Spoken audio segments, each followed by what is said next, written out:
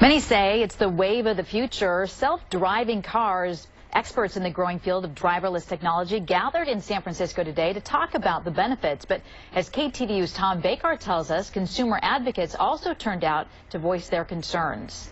For some drivers, like the two who collided this afternoon by the San Francisco Hilton, driverless cars cannot come too soon. Ironically, this week, the Hilton is the site of an automated vehicle symposium. Earlier at the Hilton, Consumer Watchdog parked a big truck similar to the one that the Tesla hit, demanding that Uncle Sam slow down makers of automated vehicles from deploying their still developing technology on the road, as Tesla and others have already done. Tesla's technology failed, and the regulators failed. Consumer Watchdog wants the federal regulators to put the brakes on voluntary guidelines in favor of developing new, strict, well-considered standards. The failure was not just the failure of the video camera to see the white truck, it was also the failure of the radar to see the truck at all because it shot under the truck. And that radar was developed under voluntary standards. Consumer groups also want automakers to accept legal liability for autonomous vehicle-caused crashes.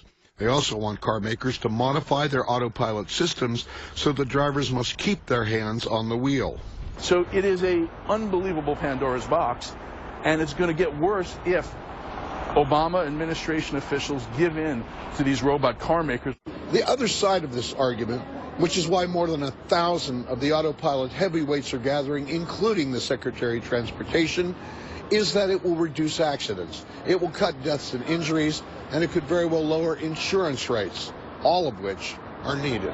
What can the technology do to enhance my driving experience and not push that too fast, too far, too fast? The good news is that we create tremendous safety enhancements, particularly for ground vehicles, for cars and trucks. And Consumer Watchdog also wants to forbid former high-ranking federal auto safety officials from becoming, as some have, executives for autonomous vehicle makers. Tom Baker, KTVU Fox 2 News.